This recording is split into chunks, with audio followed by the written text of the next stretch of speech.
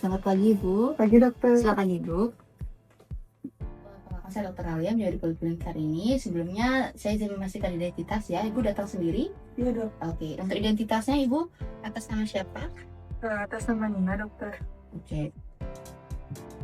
Atas nama Ibu Nina. Saya izin memastikan yang untuk alamatnya itu ada di Jalan Melati nomor 2 ya. Oke. Ibu sebelumnya di sini ada kontrol untuk pretasenya Ibu ya. Nah, apakah Ibu memiliki keluhan lain atau ada hal yang ingin disampaikan pada pertemuan kali ini? Saya akhirnya semenjak dari pemeriksaan sebelumnya itu saya ngerasa masih lumayan lemas, sama kadang itu sempat pusing juga sih dokter. Sama saya juga masih kepikiran sama omongan suami saya kalau saya belum siap untuk melakukan kehamilan selanjutnya. Ya baik, saya memahami perasaan Ibu itu sangat sulit untuk merasa kehilangan terhadap buah hati Ibu sebelumnya. Jadi sekarang Ibu mengalami sisa-sisa dari gejala kuretase itu dan Ibu ingin menunda kehamilan selanjutnya, gitu ya Ibu? Iya dokter. Ya, berarti sesuai dan sejalan dengan keputusan Ibu ingin melakukan kontrasepsi untuk menunda dan membiarkan tubuh Ibu sehat dulu dan juga mental Ibu pulih dulu sebelum Ibu merencanakan kehamilan selanjutnya, gitu ya? Iya dokter. Oke, baik. Saya menghargai keputusan Ibu dan pastinya sulit untuk melakukan hal ini. Sebelum melakukan tindakan KB nantinya atau kontrasepsi nantinya, saya izin untuk melakukan pertanyaan terhadap riwayat Ibu. Apakah sebelumnya Ibu ada riwayat darah tinggi? Iya dokter. Untuk sakit kepala, apakah pernah mengalami? Kadang aja selain yang tadi saya bilang. Oke. Apakah pernah ada benjolan di payudara Ibu? Oh baik, jadi riwayatnya cuma ada sakit kepala beberapa kali ya. Baik Ibu, sebagai prosedur awal dalam pelaksanaan nanti kontrasepsinya, saya perlu melakukan pemeriksaan tensi terlebih dahulu untuk mengetahui tekanan darah apabila nanti Ibu ada seperti hipertensi ataupun anemia. Apakah Ibu bersedia? Sedia dokter. Baik Ibu, sekarang saya akan melakukan pemeriksaan tensinya. Ibu bisa taruh sebentar tangan di sini. Yang bisa diangkat sedikit ya. Ini akan disesuaikan.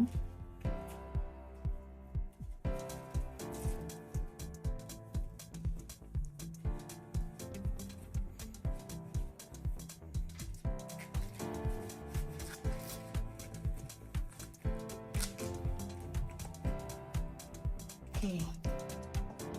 Bentar ya. Saya bilang.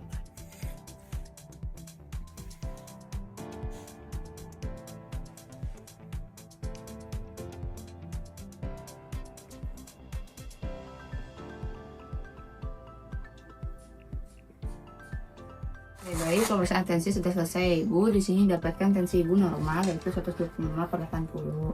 Di sini saya juga izin melakukan pemeriksaan konjungtiva Ibu untuk melihat apakah dari konjungtiva itu bisa kelihatan anemia atau tidak, izin mengulang ya. Oke, di sini tidak terlihat adanya tanda-tanda anemia dari konjungtiva Ibu ya. Jadi pemeriksaan fisik Ibu normal.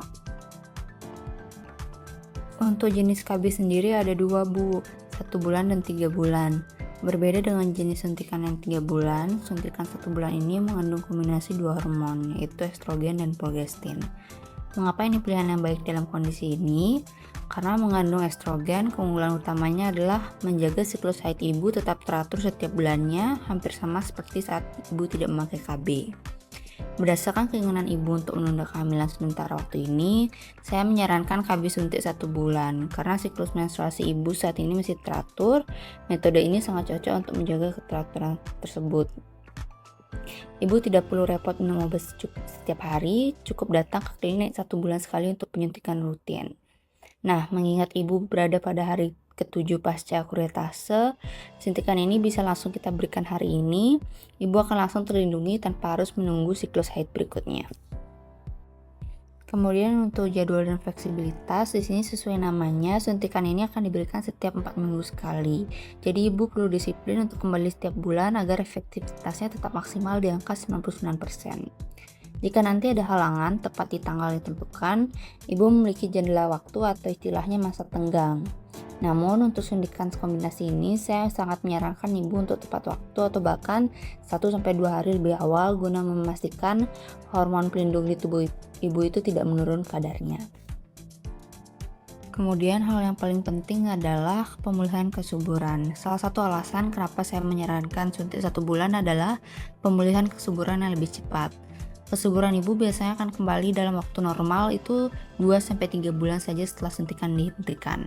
Jadi jika nanti ibu sudah siap secara mental untuk hamil lagi, ibu cukup berhenti suntik dan siklus alami tubuh akan segera kembali. Nah, kemudian di sini saya akan menjelaskan terkait efek sampingnya. Jadi untuk pola haid, ibu tidak perlu khawatir haidnya akan hilang karena ini jenis suntikan kombinasi. Haid ibu biasanya akan tetap setiap bulan. Namun di 1-3 bulan pertama mungkin ada sedikit flek-flek di luar jadwal haid sebagai bentuk adaptasi tubuh itu sendiri. Kemudian terkait berat badan, efeknya cenderung lebih minimal dibandingkan suntikan yang 3 bulan. Namun tentunya pada beberapa orang, hormon estrogen dan progesteron ini memang bisa menyebabkan sedikit penahanan cairan di dalam tubuh ataupun peningkatan nafsu makan. Maka dari itu, saya menyarankan ibu tetap menjaga pola makan seimbang dan tetap aktif bergerak agar berat badan tetap bisa ideal. Nah, kemudian selain itu untuk perubahan hati atau mood swings tetap bisa menjadi efek samping.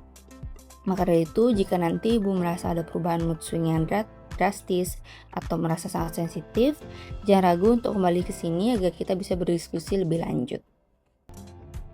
Baik ibu, nanti untuk prosedur penyuntikan KB-nya saya akan menyuntikkan di daerah bokong ibu. Nanti mungkin akan terasa seperti digigit semut dan saya anjurkan ibu untuk tidak memijit-mijit atau menekan-nekan di bagian itu setelah disuntik agar obatnya bisa menyerap dengan baik.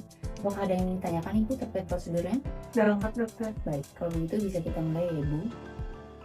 Baik ibu, sekarang saya akan menjelaskan terkait prosedur KB-nya. Di sini bisa terlihat nanti step yang pertama itu adalah persiapan, yaitu cuci tangan. Akan dilakukan cuci tangan 6 langkah menurut WHO.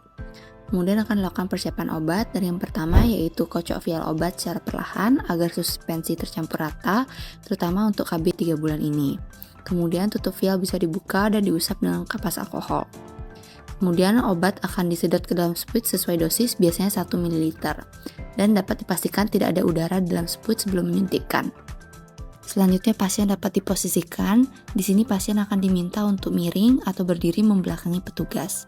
Area suntikan adalah sepertiga bagian atas bokong atau di musculus gluteus maximus.